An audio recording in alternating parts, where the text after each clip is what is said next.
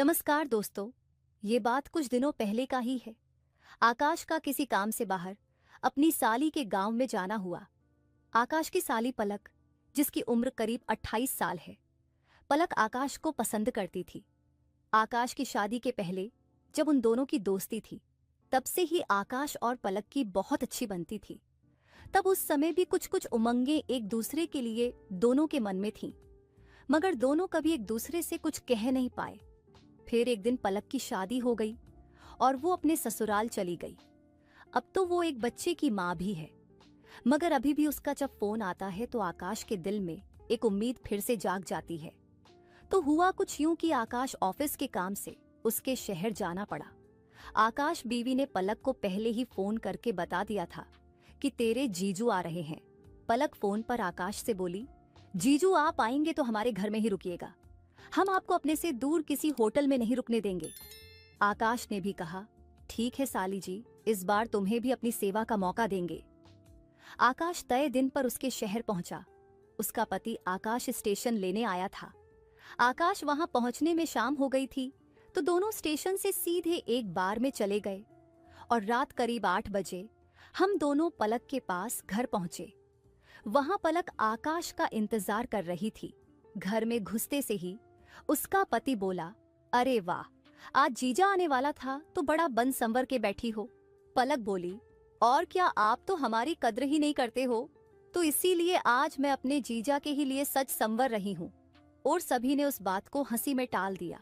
फिर आकाश फ्रेश होकर जब खाना खाने आया तो उसका पति घर में नहीं था। आकाश ने पूछा, ये कहाँ चला गया है? पलक बोली, तुम्हारी पार्टी से उनका पेट नहीं भरता है तो वो और इंतजाम करने गए हैं। आकाश की साली अपने पति से दुखी थी। पलक बोली, चलो जीजू, हम लोग खाना खा लेते हैं, उन्हें तो आने में देर हो जाएगी। आकाश को भी बहुत भूख लगी थी। पलक ने दोनों के लिए खाना लगाया और दोनों टेबल पर बैठकर खाना खाने लगे और इधर उधर की बातें करने लगे। मगर बार बार आकाश को लग रहा था कि वो बात तो मुझसे कर रही है, मगर उसका मन कहीं और लगा हुआ है। आकाश ने शरारत भरे लफ्जों में पूछ ही लिया, क्या बात है पलक, पति के बिना खाने में मन नहीं लग रहा है क्या? पलक ने कहा, नहीं ऐसी कोई बात नहीं है, ये तो उनका रोज रोज का ही काम है। फिर आकाश ने पूछा, क्या बात है, फिर तुम्हारा ध्यान कहीं और क्यों है? मगर उसने बात को वहीं टाल दिया। आकाश ने भी पर्सनल लाइफ के बारे में ज्यादा पूछना ठीक नहीं समझा। दोनों ने खाना खाया। उसके बाद पलक ने कहा, चलो सैर करके आते हैं। बच्चा सो गया था तो दोनों पलक घर के सामने के पार्क में टहलने लगे। बड़ी ठंडी ठंडी हवा चल रही थी। दोनों टहलने लगे और एकदम से पलक ने आकाश का हाथ पकड़ लिया और टहलने लगे। फिर दोनों एक बेंच पर जाकर बैठ गए। पलक बोली, क्या यार, कहाँ हम दोनों शादी करके फंस गए हैं, पहले के ही दिन कितने अच्छे थे। फिर दोनों पुराने दिनों की बातों में खो गए और उन्हें समय का ख्याल ही नहीं रहा। कुछ देर बाद दोनों घर में अंदर आ गए।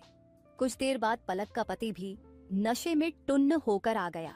आकाश अपने कमरे में था। उसके पति की कुछ चिल्लाने की आवाजें आने लगी। फिर सब कुछ शांत हो गया।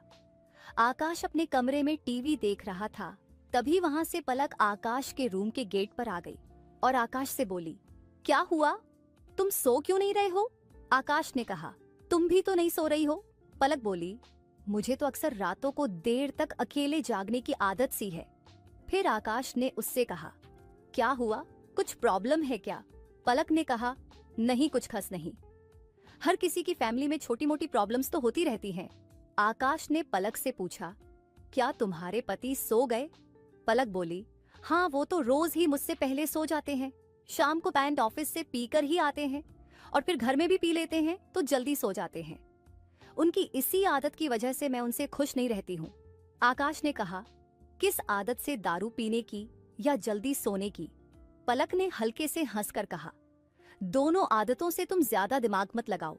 आकाश ने उसे कुरेदना शुरू कर दिया तो वो टूट गई और बताने लगी, पलक का पति शराब का आदी हो गया है और जब से ये बच्चा हुआ है तब से पलक का पति पलक के साथ बदला बदला रहने लगा है और हर समय पलक पर शक करता रहता है। पलक किसी से बात करती हूँ तो वो पलक से लड़ाई झगड़ा करता है। ये कहते कहते पलक रोने लगी। उसका रोना देखकर आकाश उठा और उसके आंसू पोंछने उसके पास गया। आकाश ने पलक को चुप कराया और आकाश ने पलक से कहा, मैंने तुम दोनों की सब बातें सुन ली थी और मैं कल ही यहाँ से निकलकर किसी होटल में रूम लेकर रुक जाऊंगा, तुम टेंशन मत लो। पलक बोली, दरअसल वो कल बाहर जा रहा है और उसे इसी बात का डर है कि वो बाहर जाएगा और हम दोनों अकेले इस घर में रहेंगे। इसी बात पर वो मुझसे लड़ रहा था। आकाश ने पलक से कहा, ठीक है, कल उसके जाने के पहले मैं होटल में चला जाऊंगा, तुम टेंशन मत लो। अगली सुबह आकाश उठा तो पलक का पति सो ही रहा था और पलक अपने बच्चे को स्कूल भेजने के लिए तैयार कर रही थी। आकाश ने पलक से कहा, मैंने अपना सारा सामान पैक कर लिया है और मैं थोड़ी देर में निकल रहा हूँ। तुम अपने पति को बता देना कि मुझे कुछ अर्जेंट काम आ गया था तो मैं वापस अपने शहर चला गया हूँ। आकाश पलक के घर से थोड़े ही दूर एक होटल में रूम लेकर वहीं आराम करने लगा। तभी आकाश के फोन की घंटी बजी और देखा तो फोन पलक का ही था। पलक ने कहा, मेरे पति चले गए हैं और मुझे अच्छा नहीं लग रहा है कि मेरा घर होते हुए भी तुम एक होटल में रुके हुए हो। यह कहकर वो फोन पर ही रोने लगी तो आकाश उसे चुप कराने लगा और फिर बोला, चलो ठीक है, आज हम साथ में लंच करते हैं, मैं घर आ जाता हूँ या तुम यहीं होटल आ जाओ। पलक ने कहा, नहीं, अभी बच्चा स्कूल से आएगा तो अच्छा होगा कि तुम ही घर आ जाओ। आकाश दिन में फिर उसके घर पहुंच गया और जाते जाते बाजार से पलक के लिए एक ड्रेस भी ले ली थी। जब आकाश पलक के घर पर पहुंचता है तो है देखता ही रह जाता है। पलक बेड पर लेटी हुई थी और उसे काफी गहरी चोट लगी थी। आकाश ने पलक से पूछा तो पलक ने कहा कि तुम्हारे जाने के बाद मेरे पति ने मेरे साथ ऐसा किया। आकाश को बहुत गुस्सा आया। पलक के सर में चोट लगी थी। पलक ने आकाश से कहा कि उसे बहुत दर्द हो रहा है। आकाश ने पलक से कहा कि चलो हॉस्पिटल चलते हैं। पलक ने मना कर दिया। पलक ने आकाश से कहा कि उसकी कमर में बहुत दर्द हो रहा है, तुम मेरी मालिश कर सकते हो। आकाश ने कुछ देर सोचा और कहा, मैं तेल गर्म करके लाता हूँ। आकाश तेल गर्म करके लाया और पलक की कमर पर मालिश करने लगा। पलक को काफी राहत महसूस हो रही थी। आकाश ने वो ड्रेस गिफ्ट में दी तो वो बहुत खुश हो गई। पलक बोली, अब जबकि मेरा पति नहीं है तो क्यों ना तुम यहीं रुक जाओ, क्योंकि मेरा पति तो एक हफ्ते के लिए बाहर गया हुआ है। तो आकाश ने मना कर दिया। तभी पलक बोली, कितना अच्छा होता कि तुम्हारी और मेरी शादी हो जाती। हम दोनों की कितनी जमती है और हम दोनों को एक दूसरे की पसंद नापसंद का भी कितना ख्याल रहता है। हम दोनों मिलकर एक परफेक्ट मैच बनाते। पलक ने कहा, ठीक है, कोई बात नहीं, शादी नहीं हुई तो क्या हुआ, हम परफेक्ट मैच तो अभी भी बना सकते हैं। पलक ने अपने जीजा आकाश से कहा, कल रात को तुम्हें नींद नहीं आ रही थी क्या? आकाश ने कहा, नहीं तो अच्छी नींद आई थी, क्यों, कोई बात है? पलक बोली, नहीं, मैंने तुम्हें रात में बालकनी में देखा था। आकाश ने कहा, हाँ, अंदर थोड़ी बेचैनी हो रही थी तो टहलने गया था। आकाश की साली आकाश के प्यार के लिए उतावली हो रही थी। पलक मुस्कुराने लगी तो आकाश ने पूछा, क्यों, क्या हुआ? पलक बोली, अगर तुम मुझे पसंद करते हो तो मुझसे कह क्यों नहीं देते? ये सुनते से ही आकाश आश्चर्यचकित रह गया। आकाश ने कहा, नहीं पलक, ऐसी कोई बात नहीं है। पलक बोली, मेरे सर पर हाथ रखकर कसम खाओ और कहो कि तुम मुझसे प्यार नहीं करते। आकाश बात को टालने लगा। तभी वो उठकर आकाश के सामने खड़ी हो गई और उसने आकाश के गले में अपनी बाहें डालकर रोने लगी। आकाश उसे चुप कराने लगा। पलक बोली, मैं तुम्हें तभी से प्यार करती थी जब तुम्हारी शादी नहीं हुई थी, मगर दीदी की वजह से कभी बोल नहीं पाई। आकाश ने पलक को समझाते हुए कहा कि तुम और मैं अब अपने अपने रास्ते पर जा चुके हैं, जहां से कभी वापस नहीं लौट सकते। आकाश ने पलक को कहा कि तुम्हारा अपना परिवार है और मेरा भी अपना परिवार है, अब हम कुछ नहीं कर सकते। लेकिन पलक करने को तैयार नहीं थी। आकाश पलक को समझने में लगा हुआ था। आकाश ने पलक को कहा कि हमारी वजह से अब दो परिवार को दुख पहुंचना ठीक नहीं है और इसका तुम्हारे बच्चे पर कैसा प्रभाव पड़ेगा ये तुम नहीं जानती हो। तुम केवल अपने बारे में कैसे सोच सकती हो। काफी समझाने के बाद पलक ने रोते हुए कहा कि मुझे माफ कर दो, अब जैसा मेरी किस्मत में होगा उसे देखा जाएगा। आकाश वापसी अपने घर लौट आया। पलक अब अपनी जीवन को अपने हिसाब से जीने लगी। तो दोस्तों, कैसी लगी हमारी कहानी? अच्छी लगी हो तो हमारे चैनल को सब्सक्राइब जरूर करें। धन्यवाद। नमस्कार दोस्तों, राज 27 साल का अच्छे स्वभाव और हंसमुख व्यक्तित्व वाला आदमी और उसकी बीवी निशा 24 साल की सुंदर और खुश मिजाज है। दोनों हर बात शेयर करते, खुले विचार वाले थे। कुछ अलग अलग अनुभव लेने का शौक था दोनों को। राज एक कंपनी में जॉब करता था और निशा एक हाउसवाइफ थी। निशा को पेंटिंग वगैरह बनाने का शौक था और सजने संवरने का भी शौक था। इन दोनों का एक अलग ही जोड़ा था जिसमें न कोई बंधन न कोई रोक टोक, सिर्फ आजादी। शाम को दोनों आमतौर पर काफी एंजॉय करते थे। राज की कंपनी में उसका एक दोस्त काम करता था जिसका नाम आलोक होता है। आलोक की पत्नी, जो कि घर के साथ अपना एक ब्यूटी पार्लर चलती थी। राज और आलोक की काफी गहरी दोस्ती थी, लेकिन उन दोनों की पत्नियां अभी तक एक दूसरे से नहीं मिली थी। एक दिन दोनों दोस्त अपनी पत्नी के साथ बाहर घूमने का प्लान करते हैं। अगले दिन छुट्टी थी, दोनों काफी एक्साइटेड थे दूसरे कपल को मिलने के लिए। राज और निशा घर से निकले। दोनों तयशुदा स्थान पर पहुंचे। आलोक और उसकी पत्नी नेहा भी आ गए। राज और निशा अपनी कार से नीचे उतरे। आलोक और नेहा भी अपनी कार से नीचे उतरे। जब निशा ने उस कपल को देखा तो चौंक गई, क्योंकि यह वही है जिस ब्यूटिशियन के पास निशा जाती है। वैसे दोनों सहेलियों जैसी थी। सामने नेहा भी चौंक गई। राज और आलोक अपनी पत्नियों की भी एक दूसरे से जान पहचान करवा देते हैं, पर दोनों अभी चुप रही, कोई भी एक्सप्रेशन नहीं दिया। जब इंट्रोडक्शन हो गया तो निशा और नेहा हंसने लगी। दोनों के हस्बैंड ने पूछा क्या हुआ, तो दोनों ने बताया कि वे एक दूसरी को जानती हैं। फिर तो क्या था, दोस्ती पक्की हो गई। अगले हफ्ते दोनों कपल ने साथ में डिनर का प्लान किया। अगले हफ्ते दोनों कपल डिनर पे मिले, साथ में डिनर किया। दोनों की तालमेल भी बैठ गई। फिर एक बार साथ में घूमने गए।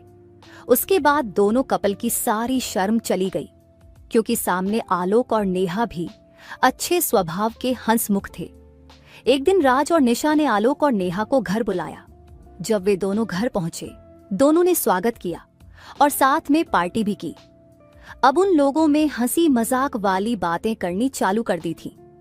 ऐसे ही दिन पे दिन और हफ्ते पे हफ्ते बीत रहे थे।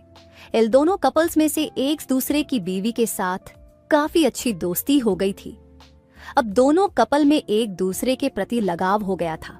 दोनों की बीवियां एक दूसरे के पति के साथ खूब मजाक करने लगी थी, जिसमें नेहा को राज से बहुत ज्यादा प्यार हो गया था। वह जब राज के साथ घूमने वगैरह जाती तो बोलती, काश मैं तुम्हारी पत्नी होती, हम पूरा दिन साथ साथ रह पाते। पर राज हंसकर टाल देता था। पर एक बार जब आलोक बाहर गया था तो उसकी कार का एक्सीडेंट हो गया। अस्पताल से नेहा को फोन आया कि आपके किसी रिलेटिव का एक्सीडेंट हुआ है, आप आ जाएं। उसके मोबाइल में से आपका नंबर मिला, इसलिए फोन किया। तब नेहा को पता चला कि आलोक का एक्सीडेंट हुआ है। वह तो पूरी की पूरी टूट गई। वह जल्दी जल्दी अस्पताल पहुंची। उसने राज और निशा को भी फोन करके बुला लिया। राज और निशा अस्पताल पहुंचे। तब निशा और नेहा एक दूसरे के गले पड़ के जोर जोर से रोने लगी। अभी भी आलोक आईसीयू में था। ऐसे ही रात से सुबह हुई। तब डॉक्टर ने बाहर आकर बोला, सॉरी, हम उन्हें नहीं बचा पाए। चारों ओर सन्नाटा छा गया, सब बिखर गया। नेहा चुप होने का नाम ही नहीं ले रही थी। आलोक को अग्निदाह दिया गया और सब विधि संपन्न की गई। नेहा को कुछ दिन निशा अपने घर ले आई, ताकि नेहा अपने दुख से उबर सके और नए सिरे से जिंदगी चालू कर सके, पुरानी यादें भुला सके। पर जब भी वह यहाँ राज और निशा को साथ में देखती तो उसे मिलन की याद आती। तब जोर से रोने लगती।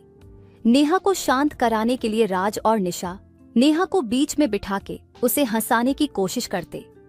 जब दोनों कहीं भी जाते तो नेहा को साथ ले जाते और पूरा ख्याल रखते। हफ्तों के बाद महीने और महीने पे महीने बीत गए। अब नेहा अपना दुख भूलने लगी थी और अपने घर जाकर ब्यूटी पार्लर संभाल लिया था। पर राज और निशा नेहा से मिलने जाते रहते। एक बार निशा 2 दिन के लिए अपने मायके गई। तब राज का खाना वगैरह नेहा के घर ही होता था। नेहा ने कहा कि राज, तुम निशा को छोड़ दो। राज ने उसको काफी भला बुरा कहा, लेकिन अपने दोस्त के कारण राज चुप रहा। नेहा को राज से काफी लगाव हो गया था। उसने राज से कहा, क्यों ना हम दोनों शादी कर लें। मैं तुमसे बहुत प्यार करती हूँ। राज ने कहा, पागल जैसी बातें मत करो, निशा को क्यों छोड़ दूं मैंने उससे शादी की है, खेल थोड़े ना खेला है। नेहा ने कहा, तो क्या मैं इशिता जितनी खूबसूरत नहीं? राज ने कहा, ऐसी बात नहीं, तुम पागलपन दिखा रही हो। नेहा ने गुस्सा होकर, अगर मैं निशा को मार दूं तो तब तो मुझसे शादी करोगे ना?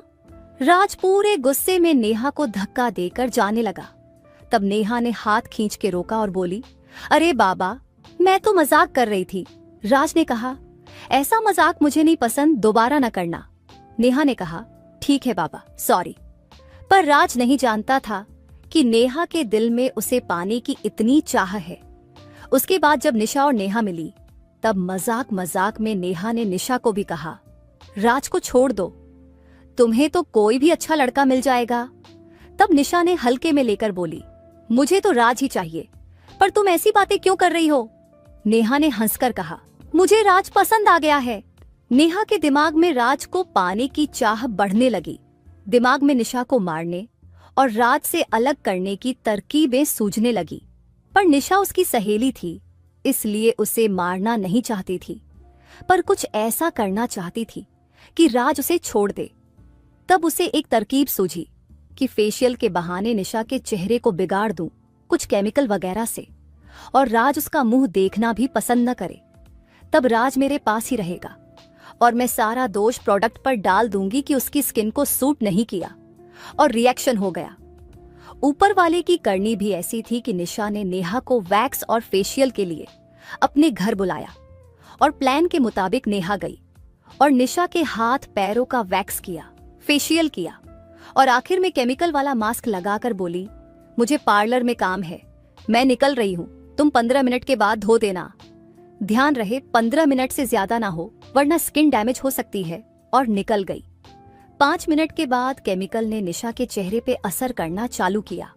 उसे जलन होने लगी। निशा ने अपना मुंह धो डाला, पर क्या था, एक बार केमिकल स्किन के अंदर उतर गया था। थोड़ी देर में निशा का चेहरा लाल पड़ गया और फोले जैसे पड़ने लगे। उसने नेहा और राज दोनों को फोन किया। दोनों आ रहे थे यहाँ। निशा को इतनी जलन हो रही थी कि उससे रहा नहीं जा रहा था। उसे हॉस्पिटल में एडमिट किया। डॉक्टर ने बताया कि स्किन पे केमिकल रिएक्शन हुआ है।